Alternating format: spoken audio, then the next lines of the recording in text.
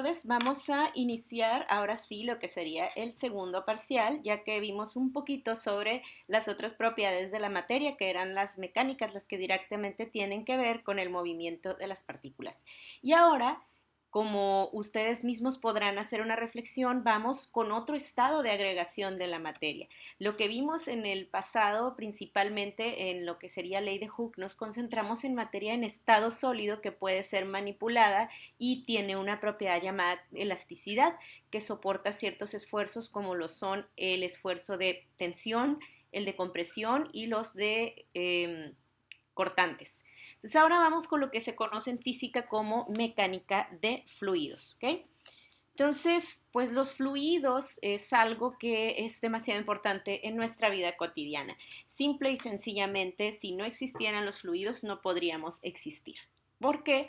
Porque incluso uno de los requisitos que se necesitan para tener vida en un planeta es agua en estado líquido. Otra cosa que también es fundamental para que nosotros estemos aquí es que nuestro planeta tenga una atmósfera y nosotros evolucionamos cuando esa atmósfera tuvo ciertas características que nos permitieron, bueno, primero que nada a mamíferos, respirarla y poco a poco nosotros llegamos a este planeta con esas condiciones. Entonces, tenemos que estar conscientes de que los fluidos tanto los bebemos, los respiramos, navegamos y nadamos en ellos. Son parte de nosotros. En nuestro cuerpo también estamos repletos de fluidos que necesitamos para estar aquí.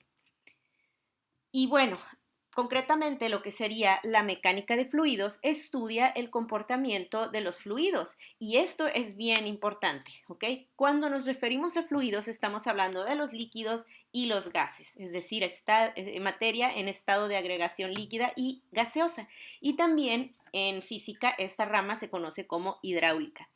Una de las cosas más características de este tipo de fluidos es que no son capaces de resistir esfuerzos cortantes, es decir, no tienen forma determinada. Nosotros sabemos que si tenemos un recipiente con agua, pues el agua se adapta a esa jarra o a ese molde o a cualquier plato donde esté, y si tú la vacías en otro contenedor que tiene una forma diferente, pues se adapta a ella. Entonces, eso quiere decir que no soportan esfuerzos cortantes y dicho de otro modo, es esa que ya nosotros sabemos de que pues se adaptan a lo que los contiene o no tienen forma determinada.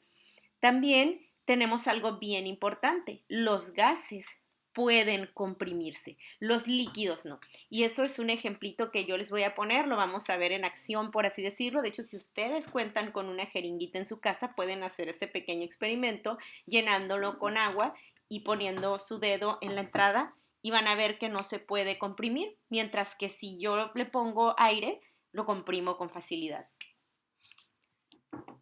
Y bueno, hay algo que tenemos que estar nosotros bien conscientes para poder entrar en este tema y son cuáles son las características de los fluidos.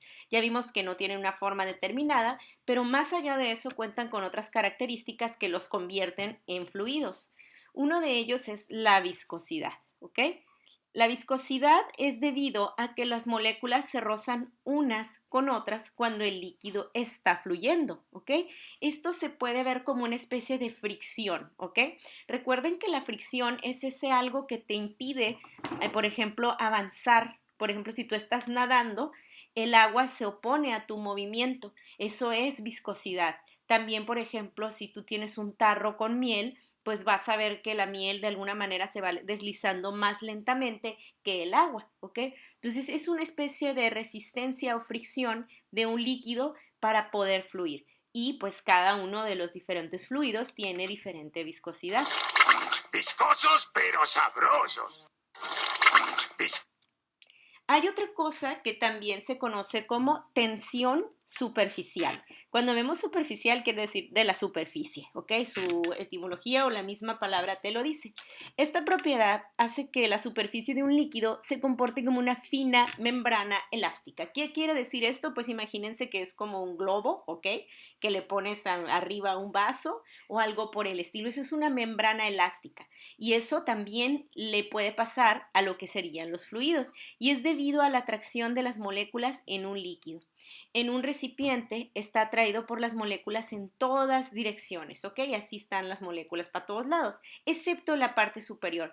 Ahí todas se atraen hacia adentro y hacia los lados. Entonces están alineadas y el hecho de que se puedan alinear es lo que le da a los líquidos lo que sería la característica de tensión superficial.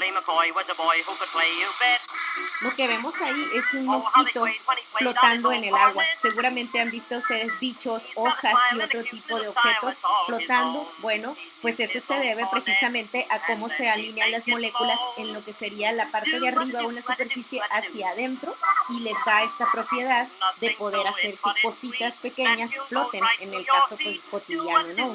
Nosotros no vamos a flotar, pero hay ciertos objetos y pequeños bichitos que sí pueden flotar de manera natural gracias a esta propiedad que se llama tensión superficial.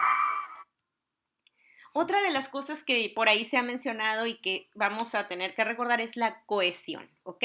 Gracias a esta fuerza, las moléculas se mantienen unidas en una sustancia y no solamente en los fluidos. De hecho, la cohesión en los fluidos es más complicada, pero sí se puede llegar a lograr, como por ejemplo en esta gotita de rocío. Entonces es una cantidad pequeña de agua o de fluido y ahí hay una fuerza que las mantiene unidas y pues es realmente una característica que también cuentan en este caso en pequeñas cantidades. Y bueno, pues aquí le sirve a la hormiguita como una especie de algo para quitarle la sed. Hay otra cosa que se conoce como adherencia. Y adherir, pues lo podemos también inferir como algo que quiere decir que se pega, ¿ok? Entonces hay una fuerza de atracción entre las moléculas de dos sustancias que tienen contacto. Por ejemplo, la pintura, ¿ok? La pintura, pues sabemos que viene en estado líquido y se puede adherir a las paredes o a los cuadernos o a los lienzos, ¿ok? Y también, pues en el caso de las personas que utilizan maquillaje, pues también saben que vienen muchos de ellos en estado líquido, aunque estén muy viscosos, o sea, muy densos, y se puede adherir a nuestra piel, por ejemplo. Hay otra cosa que se conoce como capilaridad, ¿ok? Se produce cuando hay contacto entre un líquido y una pared sólida, en particular cuando son tubos muy delgados como el cabello, ¿ok? Entonces, ustedes saben que tenemos nosotros también capilares en nuestro cuerpo, ¿ok? Además del cabello, también tenemos en nuestro sistema sanguíneo de irrigación algunos capilares o bastantes capilares para que la sangre llegue a diferentes lugares. Es una fuerza de adhesión que hace que un líquido suba por un tubo y lo hace de manera natural. No tiene nadie empujándolo, por ejemplo, no, en el tubo más grande no estamos metiendo un émbolo o algo así para empujarlo y que suba, sino que de manera natural empieza a trepar por tubos mucho más pequeños como los que vemos del lado derecho.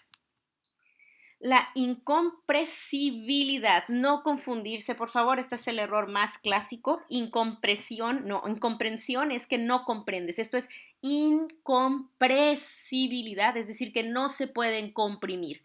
Y hay una separación entre las moléculas que es la que impide que los gases se puedan comprimir mientras que los líquidos no.